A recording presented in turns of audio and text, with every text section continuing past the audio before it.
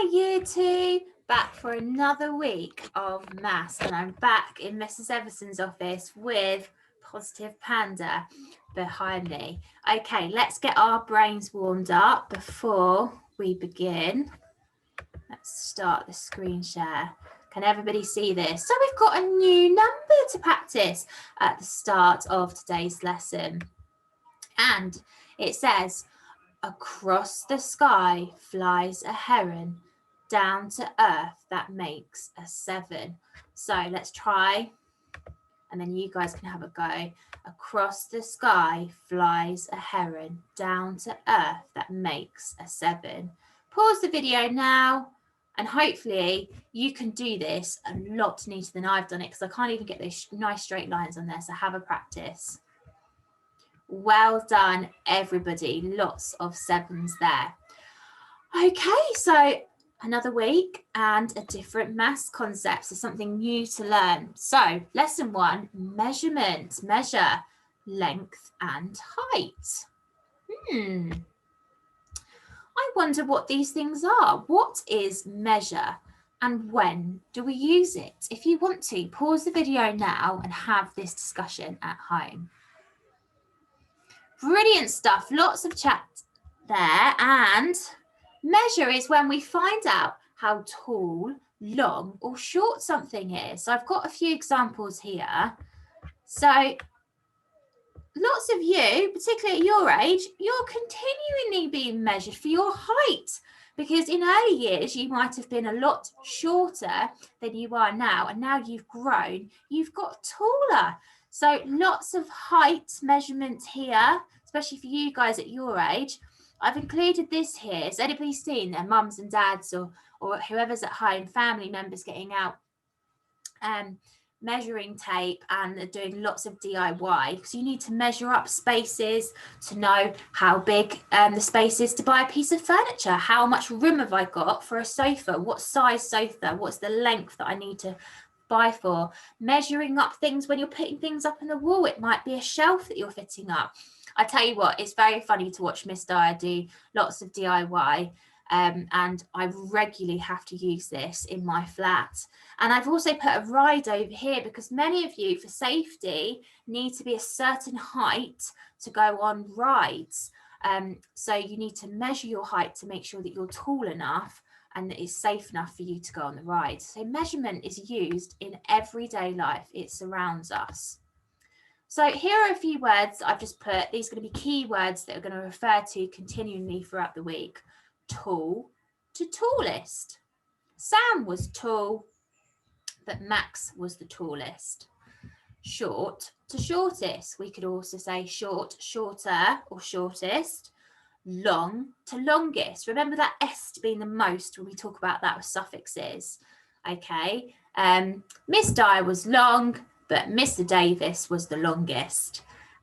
Wide and widest. So I've put my arrows there so we can think about, okay, we've got height here, we've got that length and that width. Okay, let's come back to that in a minute, because in this slide here I've got some items for you to compare at home. So just be thinking about this language on this previous slide, and what I want you to do for each of our everyday kind of classroom items or things that you're using at home at the moment, I want you to use this language to compare.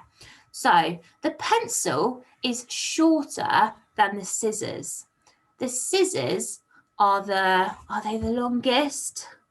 Or they might be equal to, but you can say the scissors and the paintbrush are the longest.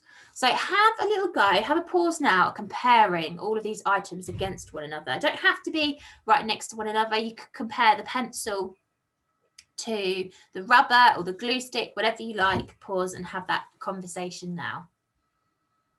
Brilliant, lots of language going on too. So you could say that the pencil sharpener is the shortest, and we could say that the glue stick is wider than the crayon, or the glue stick is it the widest? I don't know. I think the scissors are the widest. So we've got lots of comparison there.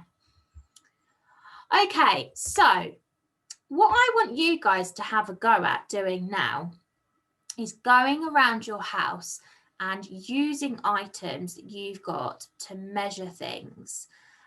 Now, we would have used cubes. So if you're in the classroom, you can have a go at using mass cubes to measure the length of objects. It may be at home that you might want to use pencils. So I've given an example there. The pencil is cubes long, but you might want to measure something at home. So maybe your table. The table is pencils long, and use your pencils, your colouring pencils or pens, whatever you've got lots of, use that to measure. I know this is quite tricky, but it's only today's lesson that we need this for. And there's also a little thing down here, and it says, Mr. White is 5 sticks tall. Choose a suitable piece of equipment to measure how tall your friend is. Is it going to be sensible when we think about the height? I'm quite tall. Oh, Mr. Davis is very tall. If we use pencils or pens to measure us, is that going to be the most effective tool? Because we're going to need an awful lot of pencils and pens to measure us in, and we would be there all day, and we might not have it entirely accurate because there's not really a way that we can stack them and make that sensible. So that's just some thinking time for you to use at home. Do we need bigger items to measure those taller objects or taller people? So have a little think. So pause the video now and go and hunt around the house for things, and have a little think about this one at the bottom. Off you go. Brilliant stuff. Did you have lots of fun if you were at school doing this with cubes, or at home doing this? I can't wait to see the photographs of these on Class Dojo later on. So it's a really good indication to see how many cubes make up an item or how many pencils make up an item. It really makes you think about how tall things are, the length of them or the width. Okay, so this is the final task that I would like you to also have a go at doing today. And tomorrow we move on to something really exciting to do with measurement. So you've got true or false here, which is one activity. And it says true or false, the flower is 8 cubes tall. Explain your answer. When we're measuring with things, where do we need to begin? If I was measuring me and I stood up, would I start measuring at my shoulder and then saying I'm, I don't know, about 3 pens tall? I don't think that would be very accurate. So have a little think about this one. What do you notice about this flower against the cubes? And then this is your second task that I would like you to complete. Hunt around the house for items. Compare them with the language. Which is the shortest, which is the smallest, and which is the tallest. Order them in length. So you can order them from shortest to tallest, or from tallest to shortest. And it says, can you find anything to measure them with? So you've already had a brief go at this. And now I want you to think about comparing them using that language. And if you want to, you can write sentences for these as well. My teddy bear is taller than my doll, or my teddy bear is the tallest, out of all of my toys. I was saying toys and tool then got mixed up. And then I want you to have a go at these. So have lots of fun with that, and we will see you back tomorrow for continuing with measure. Bye. Let's stop the share and wave goodbye. Positive Panda is going to wave goodbye, and we'll see you all tomorrow.